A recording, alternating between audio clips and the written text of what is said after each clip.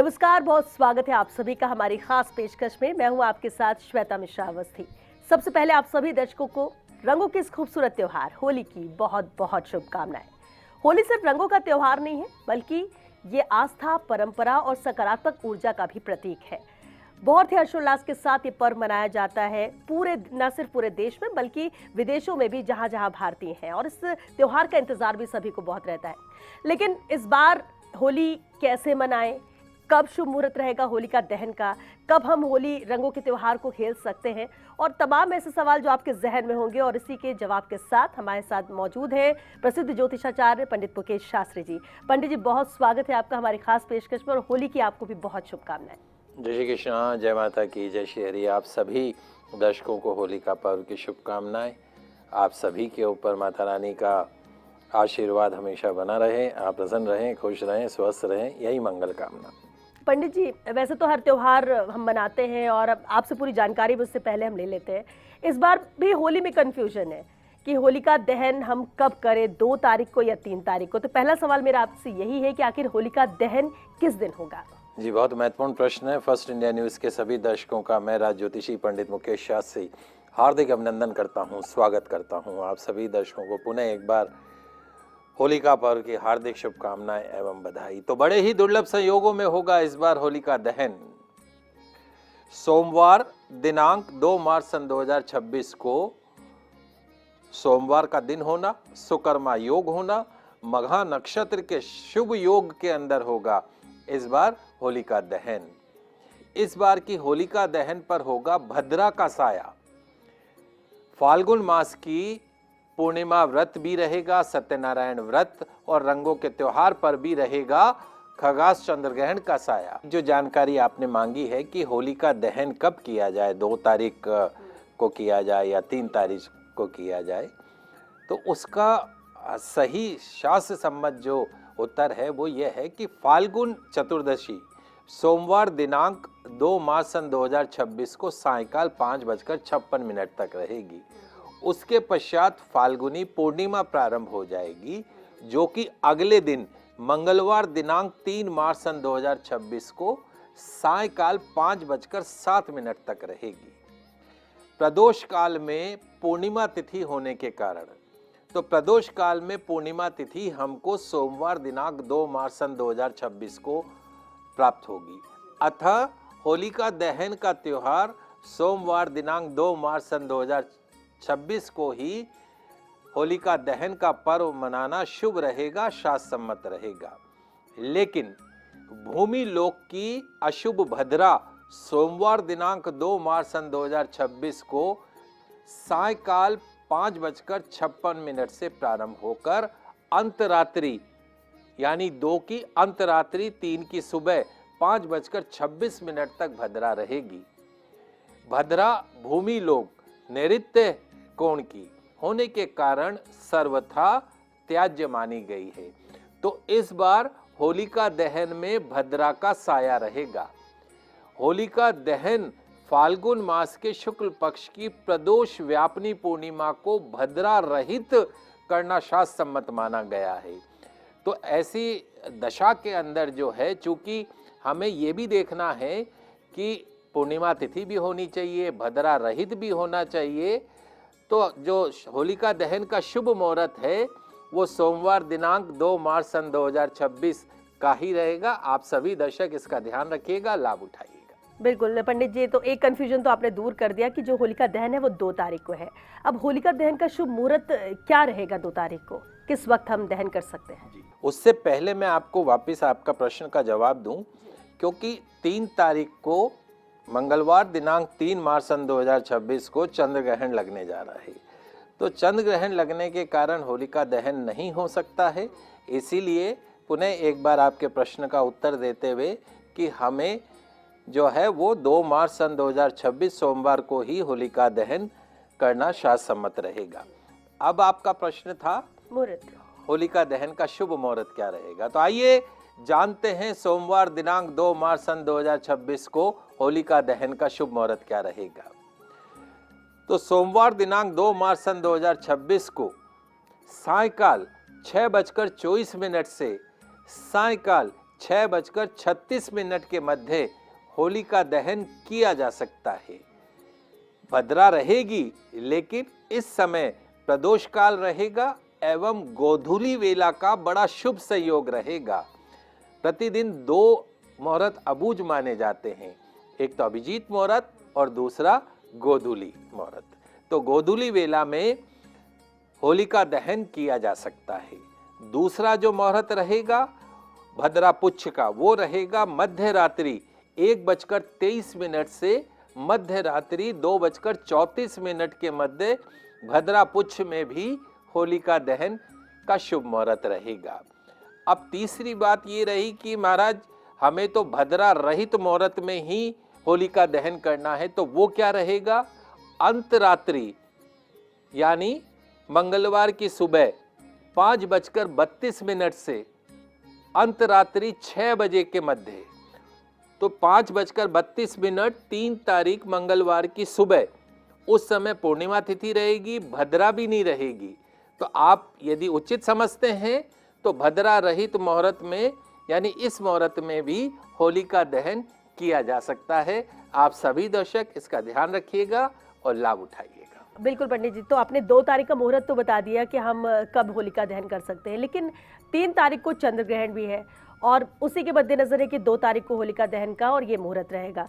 उस दिन पूर्णिमा का व्रत भी रखा जाएगा, तो चंद्र ग्रहण में सूतक भी लगता है, फिर वो ग्रहण का मुहूर्त भी बेहद अहम हो जाता है कि उस समय हम कुछ ऐसा नहीं कर सकते। तो फिर सत्यनारायण की जो कथा सुनी जाती है पूर्णिमा व्रत में, वो कथा हम कब सुन सकते हैं? उससे कैसे ध्यान में रखें 3 तारीख को?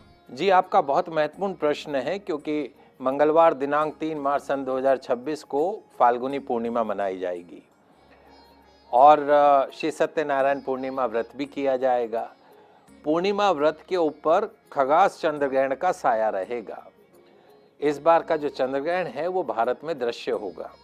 चंद्र ग्रहण का जो सूतक काल है प्रातःकाल 6:20 से प्रारंभ हो जाएगा और चंद्र ग्रहण जो प्रारंभ काल होगा भारतीय समय अनुसार दोपहर 3:20 पर होगा।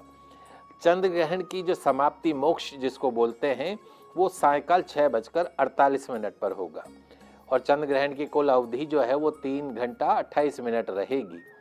चंद्र ग्रहण समाप्त होने के पश्चात अर्थात सायंकाल 6:48 के पश्चात स्नान आदि से निवृत्त होकर पूजा स्थान को साफ सफाई करनी है, रसोई घर की साफ सफाई करनी है, शुद्ध करना आवश्यक होगा। गंगा जल गौमूत्र का छिड़काव करिएगा, फिर शुद्धता से भोग बनाइएगा पूजा स्थान पर और तुलसी जी के समक्ष ज्योत जलाइएगा।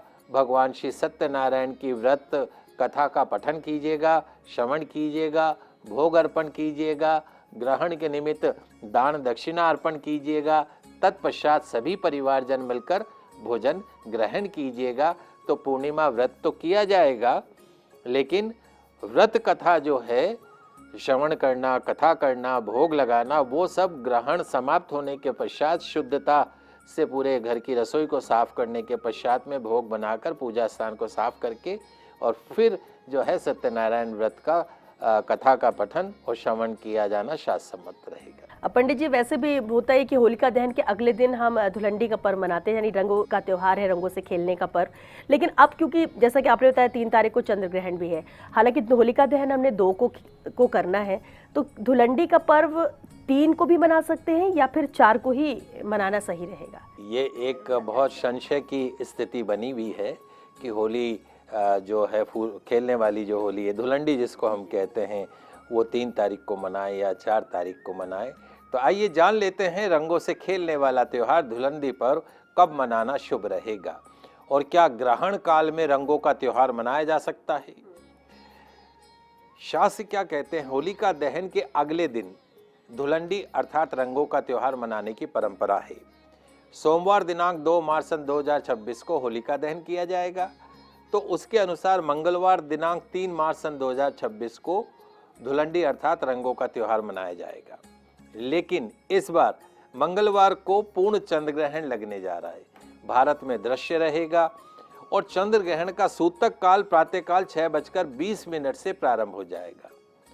चंद्र ग्रहण प्रारंभ जो होगा वो दोपहर 3:20 से प्रारंभ होगा और चंद्र ग्रहण का जो समाप्ति का समय रहेगा, मोक्ष का जो समय रहेगा, वो सायकाल 6:48 पर रहेगा। शास्त्र ये कहते हैं कि जब ग्रहण का सूतक काल लगा हो और ग्रहण लगा हो, उस समय में उत्सव नहीं मनाना चाहिए, कोई मांगलिक कार्य नहीं करना चाहिए, कोई भी शुभ काम जो है वो वर्जित माना गया है। मंदिरों के कपाट बंद रहते हैं, भगवान की मूर्तियों को स्पर्श करना भी मना रहता है। तो सूतक काल एवं ग्रहण काल में केवल ईश्वर का ध्यान करना, मंत्रों का जाप करना, सात्विक दिनचर्या का पालन करना शास्त्र सम्मत माना गया। अब ऐसे में धुलंडी अर्थात रंगों के त्योहार के रंग, उत्साह और मिठास, इन सब पर इस बार चंद्र ग्रहण का साया रहेगा। तो आपके मूल प्रश्न का जवाब ये है कि यदि आप मंगलवार दिनांक 3 मार्च सन 2026 को रंगों का त्योहार मनाना चाहते हैं, होली खेलना चाहते हैं, तो ग्रहण का सूतक काल प्रारंभ होने से पहले प्रातःकाल 6:20 से पहले अपने घर के मंदिर में विराजे हुए देवी देवताओं को गुलाल अर्पण करें, अपने घर के बड़े बुजुर्गों के चरणों में गुलाल अर्पण करें प्रातःकाल 6:20 से पहले। उसके पश्चात आप होली खेलें। और विशेष तौर पे ग्रहण काल में दोपहर 3:20 के पश्चात होली नहीं खेलनी है।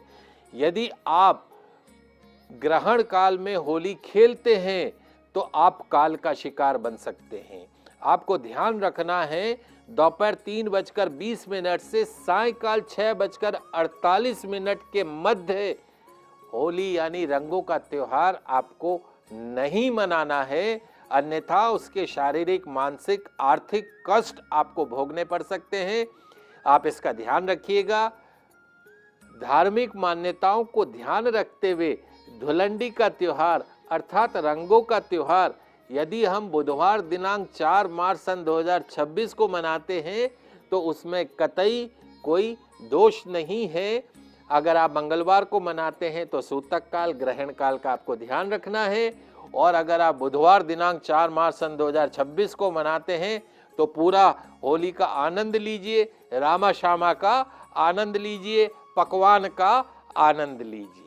बिल्कुल पंडित जी। और अब क्योंकि आपने बिल्कुल 2, 3 और 4 तीनों तारीख को बिल्कुल साफ कर दिया है कि कब क्या करना शास्त्र सम्मत है और सही रहेगा, लेकिन अब क्योंकि होलिका दहन की आपने बात की, 2 तारीख को होलिका दहन है, होली की पूजा की विधि क्या रहेगी वो भी जरा जानना चाहेंगे आपसे। आइए जान लेते हैं होलिका दहन पर होलिका की पूजा की विधि क्या रहती है। तो होलिका दहन से पहले आपने देखा होगा संध्या काल में होलिका तैयार हो जाती है और घर की जो महिलाएं हैं वो पहले होलिका दहन की पूजा कर लेती हैं। उसका दहन कब होगा वो एक अलग विषय है, लेकिन संध्या समय में, गोधूली वेला में होलिका की पूजा कर लेती हैं महिलाएं। तो होलिका दहन करने से पहले होली की पूजा का विधान बताया गया है। होली की पूजा करते समय होलिका के पास, जहां आपने होली तैयार की है, वह होलिका के पास जाकर पूर्व या उत्तर दिशा की तरफ मुख करके बैठ जाइए। एक पूजा की थाली, उसमें एक कलश में जल भर लीजिए, पुष्पमाला रख लीजिए, रोली, अक्षत यानी चावल, कुमकुम, गंध, पुष्प ये रख लीजिए। कच्चा सूत्र, जो हम होली के चारों तरफ कच्चा सूत लपेटते हैं, वो कच्चा सूत रख लीजिएगा, गुड़ रख लीजिएगा, बताशे रख लीजिएगा, साबुत हल्दी की गांठ रख लीजिएगा, मूंग रख लीजिएगा, गुलाल रख लीजिएगा, नारियल रख लीजिएगा। ये सब पूजा का सामान एक थाली में लेकर, और नई फसल के जो गेहूं के जो जैसे पके हुए चने की बालियां होती, गेहूं की बालियां होती है, वो साथ में रख लीजिएगा। तो वहां होलिका के सामने बैठकर देश काल का स्मरण करके होली की पूजा का संकल्प करना है। मम सकुटुंबस्य मम ढूंढा राक्षसी पीते अर्थे तत्पीड़ा परिहारते च होलिका पूजन महम च करिष्ये। अर्थात मैं मेरे परिवार सहित ढूंढा राक्षसी, उस राक्षसी का नाम क्या है, ढूंढा राक्षसी की प्रसन्नता के लिए तथा उससे जो पीड़ा होती है उस पीड़ा के नाश के लिए मैं और मेरा परिवार होली का पूजन करते हैं। ऐसा बोलकर सबसे पहले भगवान श्री गणेश जी का पूजन अर्चन करना है, माँ अंबिका का पूजन अर्चन करना है, अक्षत गंध पुष्प अर्पण करने हैं। तत्पश्चात भगवान नरसिंह का और प्रहलाद का ध्यान करते हुए उनकी पंचोपचार पूजन करनी है। गंध अक्षत पुष्प अर्पण करने हैं। चावल, पुष्प, साबुत मूंग, साबुत हल्दी जो आप लेके आए हैं, नारियल होलिका के डंडे के समीप आपको समर्पित करना है। कच्चा सूत होलिका के चारों तरफ लपेटना है। कितनी बार परिक्रमा करनी? 7 बार परिक्रमा करनी है। कच्चा सूत लपेटना है। ये सब होलिका दहन से पहले होता है। परिक्रमा के पश्चात में कलश में जो जल भरा हुआ है, उस कलश के जल को वहीं अर्पण कर देना है। ओम होलिकाय नमः, ओम होलिकाय नमः, ओम होलिकाय नमः, इस मंत्र का जाप करते हुए जब होलिका दहन की जाती है, तब होलिका की अग्नि को प्रज्वलित किया जाता है। होलिका के समक्ष दोनों हाथ जोड़कर खड़े हो जाएं, अपनी मनोकामना की पूर्ति के लिए निवेदन करें और बोलिएगा। क्या बोलना है महाराज, वो भी बता दीजिए। राक्षसी के भय से ग्रसित हुए अज्ञानी पुरुषों में, जो अज्ञानी पुरुष थे, उन्होंने आपकी रचना की थी। अतः हे भूते, मैं आपकी पूजन अर्चन करता हूं। आप हमको ऐश्वर्य प्रदान करें, हमारी मनोकामना को पूर्ण करें। ऐसा ध्यान करते हुए होलिका में कच्चे आम, नारियल, भुट्टे, सप्त धान्य, 7 धान्य कौन से हुए? गेहूं, उड़द, मूंग, चना, जौ, चावल, मसूर, नई फसल का कुछ भाग अर्पण करें। होलिका जलाने के उपरांत उसकी परिक्रमा करें। उल्टे हाथ को मुख पर रखकर शोर मचाना चाहिए, करना चाहिए।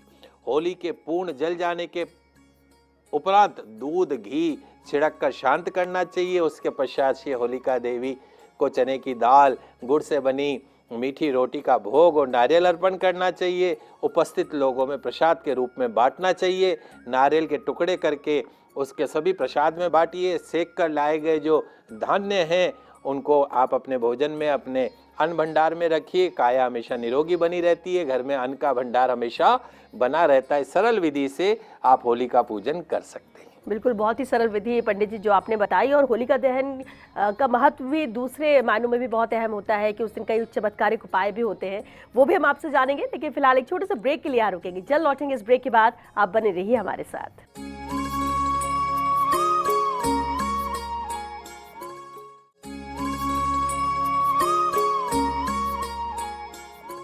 ब्रेक के बाद एक बार फिर आप सभी का बहुत स्वागत है। प्रसिद्ध ज्योतिषाचार्य पंडित मुकेश शास्त्री जी लगातार हमारे साथ बने हुए। पंडित जी, होलिका दहन को लेकर और धुलंडी को लेकर तो तमाम सवाल थे जिसके आपने जवाब दिए, मुहूर्त भी बताया, लेकिन इस दिन राशि के अनुसार जरूर आपसे जानना चाहेंगे वो कौन से चमत्कारिक उपाय है जिससे किए जा सकते हैं, जिससे हम अपनी किस्मत बदल सकते हैं। जी बिल्कुल, आइए जानते हैं होली पर्व पर आपकी राशि के अनुसार कुछ ऐसे उपाय जिनको होलिका दहन की रात को करने से आपकी फूटी किस्मत भी चमक सकती है। तो जल्दी से कागज कलम लेकर बैठ जाइए, लिखते जाइए, समझते जाइए। शुरुआत करते हैं मेष राशि से। मेष राशि वाले हमारे दर्शक, होलिका दहन के दिन एक तांबे की बाउल ले लीजिएगा, कटोरी में चमेली का तेल भर लीजिएगा, 5 लौंग, आंवले के पेड़ के 5 पत्ते, थोड़ा सा गुड़, ये सभी सामग्री कटोरी में रख दीजिएगा। हनुमान चालीसा का पाठ करते हुए समस्त सामग्री को होलिका दहन के समय होलिका में अर्पण कर दीजिएगा।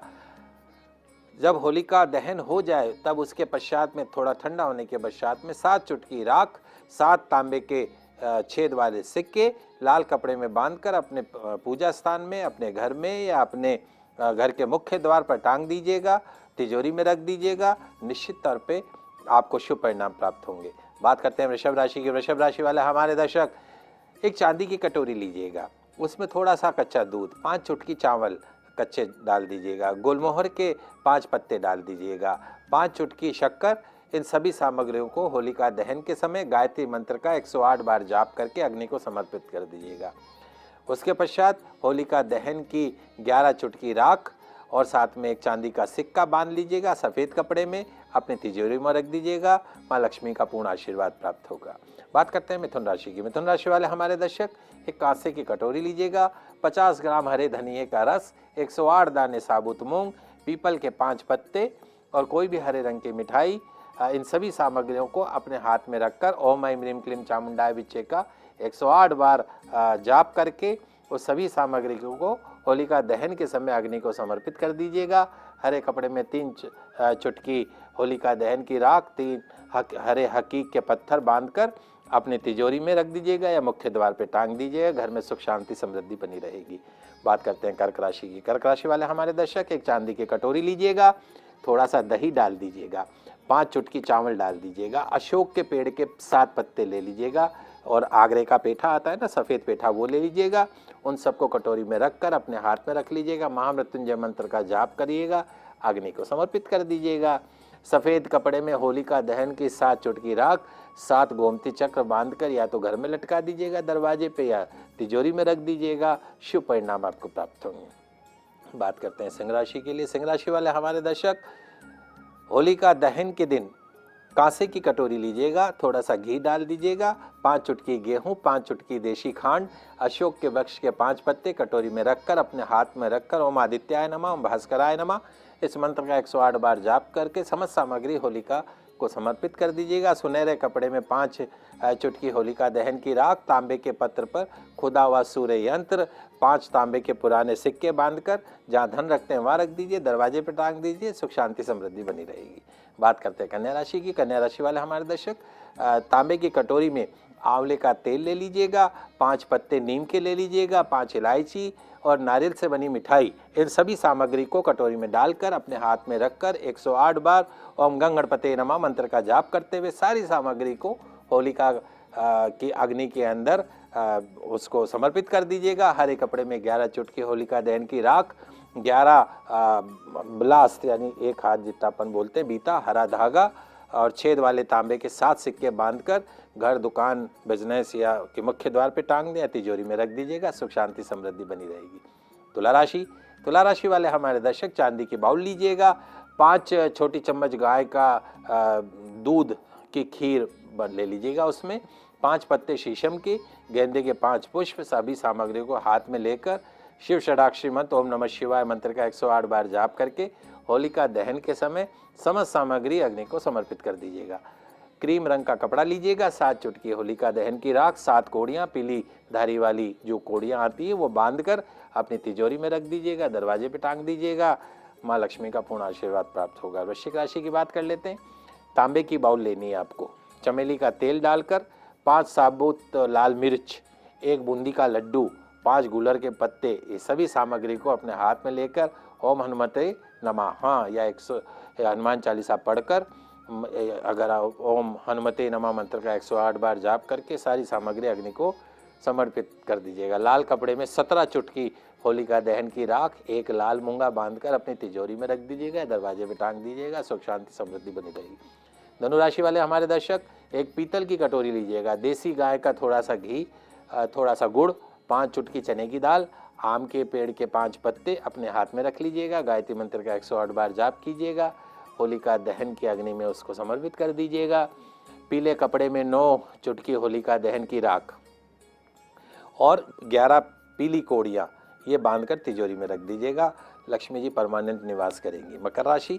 मकर राशि वाले हमारे दर्शक, 1 लोहे की कटोरी लीजिएगा, लोहे की बाउल, सरसों का तेल भर दीजिएगा, 5 चुटकी काले तिल डाल दीजिएगा, बरगद के 5 पत्ते ले लीजिएगा, 1 काला गुलाब जामुन मिठाई रख लीजिएगा। सभी सामग्री को अपने हाथ में लेकर ओम शम शनिश्चराय नमः इस मंत्र का 108 बार जाप करके अग्नि में समर्पित कर दीजिएगा। और नीला कपड़ा ले लीजिएगा, उसमें 11 चुटकी राख, 11 छोटी लोहे की कील बांधकर अपने घर के मुख्य द्वार पर टांग दीजिएगा।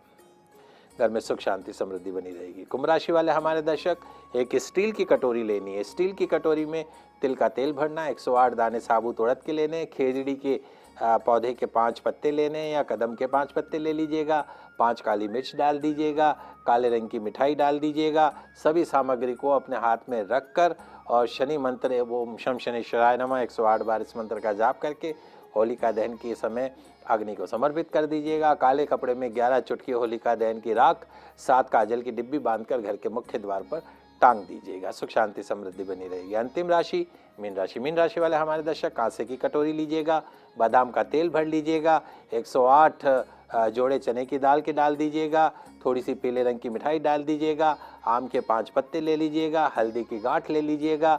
सभी सामग्री को हाथ में रखकर ओम हरिये नमः इस मंत्र का 108 बार जाप करके सारी सामग्री को होलिका दहन के अग्नि में समर्पित कर दीजिएगा।